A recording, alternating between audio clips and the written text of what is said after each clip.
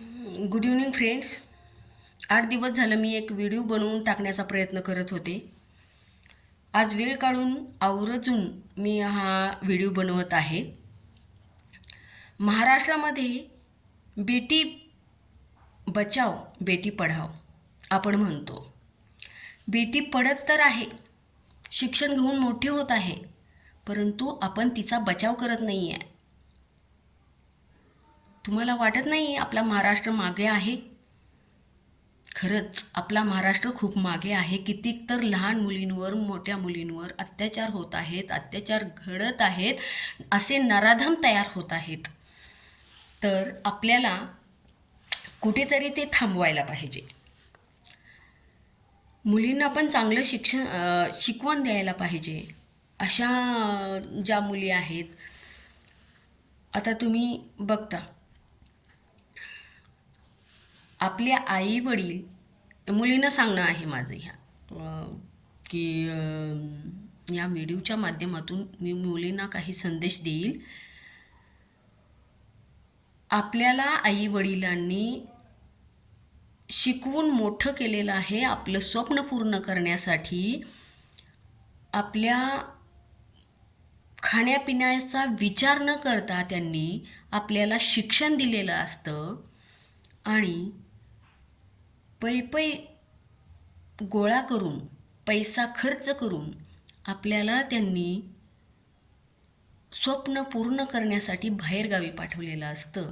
आणि बाहेरगावी गेल्यानंतर मुली अशा वाईट मार्गाला जातात.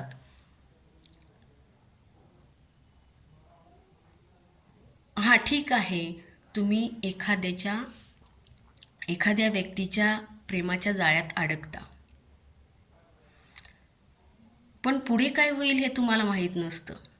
कदाचित तुम्ही त्यांच्याबरोबर लग्नही करचाल, परंतु 3-4 महिने तो तुमचा उपयोग करून, तुमच्याशी वाईट वागून जर तुम्हाला तो सोडून देत असेल, साहजिकच आहे, सोडून दिल्यानंतर तुम्हाला त्याचा त्रास होणार. तुम्ही लगेच मग त्या त्रासामध्ये तुम्हाला कोणीतरी धीर देतं आणि तुम्ही पुन्हा त्याच्या जाळ्यात, दुसऱ्या प्रेमाच्या जाळ्यात अडकता. आणि कुठेतरी मग ते पहिला आणि दुसरा आणि तुम्ही स्वतः तिसरी असं मिळून तिघाचं भांडण होतं आणि कुठेतरी तुम्हाला जीव गमवावा लागतो. हाही तुम्ही विचार करा. तर डॉक्टर संपदा मुंडे, त्यांच्या घरची परिस्थिती हालाकीचीच आहे आणि त्या परिस्थितीमध्ये त्या वैद्यकीय अधिकारी म्हणून फलटणमध्ये कार्यरत होत्या आणि त्या ठिकाणी त्यांचा PSI बदने यांच्याशी ओळख होऊन जो काही प्रकार झाला, असं न्यूजला आलेलं की 4 वेळा त्यांच्यावर बलात्कार केला. मार्च, एप्रिल, मे, जून, जुलै, ऑगस्ट असं 4 महिन्यात. मला वाटतं पेमेंट झालं की 5 तारखेला एकदा, 10 तारखेला एकदा, 15 तारखेला एकदा आणि 20 तारखेला एकदा, असं प्रत्येक महिन्यात ह्या तारखांना तो तिच्यावर बलात्कार केलेला आहे. 4-5 वेळा जर सुशिक्षित व्यक्तीला हा व्यक्ती जर भेटत असेल तर हा बलात्कार म्हणू का आपण? नाही.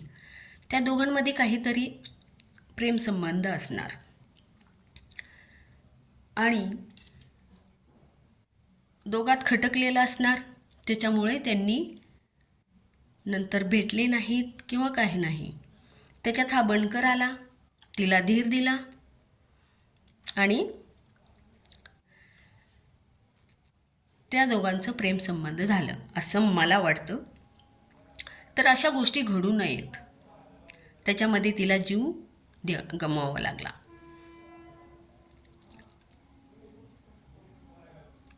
आता ह्याच्यामध्ये राजकारण चालू झालं. राजकारणातल्या काही लोकांची नावे समोर आली, खाकी वर्दीतल्या लोकांची काही नावे समोर आली.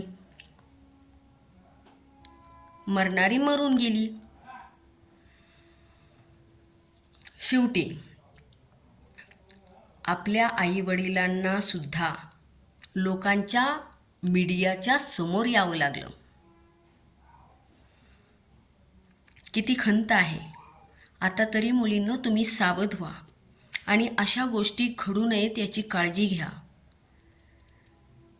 प्रत्येक दिवस हा आपला खूप मौल्यवान आहे.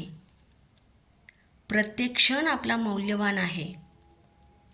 आलेला प्रत्येक दिवस आनंदात घालवा. एवढं आईवडिलांनी शिकवलेलं संपदा मुंडेला काही सुद्धा नाही आहे. जीव तिचा गेला, पण आईवडिलांना दुःख झालं. त्या दुःखाला सामोरे जाऊन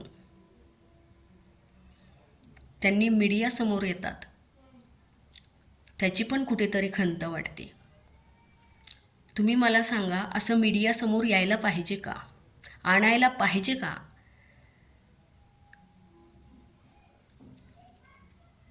आजकाल घरामध्ये काही झालं तर आपल्याला लोकांना तोंड दाखवू वाटत नाही. आणि राजकीय जी लोक आहेत, राजकारणातली जी लोक आहेत, त्यांनी स्वतः